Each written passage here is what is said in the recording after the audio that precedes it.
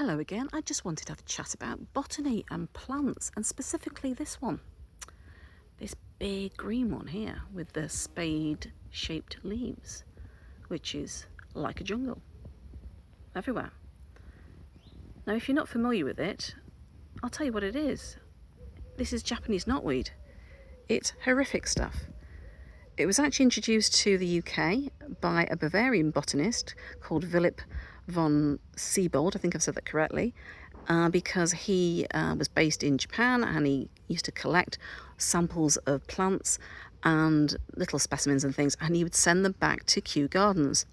Kew went through all his samples and found that this particular one was a fantastic plant. It was very exotic looking, it had lovely flowers on it, and it was very easy to cultivate. So they sold it to a load of gardeners across the UK to put in their big halls, in people's gardens, all that type of thing. Because they thought, oh wow, this is an amazing plant from Japan. Wow, isn't it fantastic? No, it's not fantastic at all. This thing is dreadful and it spreads like wildfire. The rhizomes from it go into the ground, several feet into the ground, and spread. It is a deciduous plant, so it does disappear in the wintertime, and you're just left with like brown sticks. And that's what I saw in April time. Hadn't got a clue what I was looking at.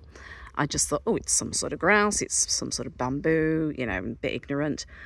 And then as I kept coming back down, I saw little bits of it growing through. And it looks quite pretty. There's like little red stems and little like red nodules. Almost looks a bit like an asparagus plant, but in red. So I took a couple of pictures and Googled it, and then to my horror realised what it is. And as you can see, it's everywhere. I think it's the giant variety of it, because in a lot of areas it's well over 7 foot high. It's really, really tall. And it's everywhere. It's absolutely everywhere in the bottom part of the hall anyway. It hasn't encroached on the Dutch garden too much, it's just on the outskirts of it, and it hasn't really gone into the woodland down here. Sadly, I have seen elements of it in the top woods, which is the other side of the hall, only a little bit though. But it needs sorting out. Now, I've got no idea who the owner is. I wish I did. I wish I'd love to have a chat with them. And show them what I'm up to. Hopefully they'd appreciate the fact I'm digging up their pathway. But to deal with this, this is not something you can get rid of very easily. You have to cut it back, you have to dig it up, you have to spray it, you have to bury it in plastic. It's not easy to get rid of. And I know for a fact the house literally down the lane from here, it's a beautiful house that has been renovated, they had a massive problem with it. Now, I don't think when the gardens were built, this had anything to do with it, because when I used to come down here in the 90s, this wasn't here at all. The area behind those trees there was just scrubland. There wasn't anything there. You could see the elements of the house, which is just beside me here, but all the rest of it was just open ground. There was nothing there to, to indicate that this was here. There wasn't even any brown sticks to talk about.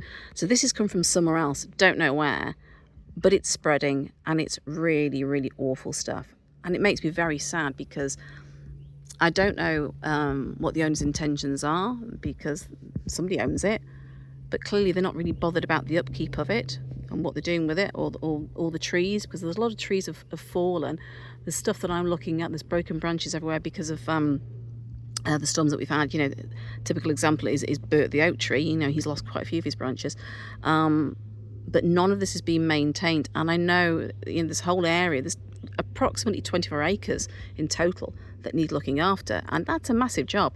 But I'm very concerned about this Japanese knotweed situation. And I'm also concerned because behind the hall, in the distance, which it's all contained by a big wall, but the other side of the wall are 4 houses. I think there's some stables as well on the other side.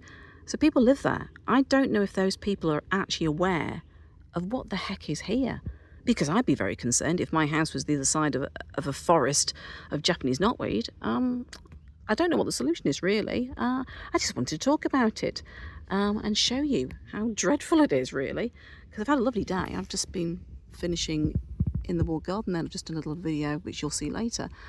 But I just thought, well, I'll talk about the Japanese knotweed as well. So I have done.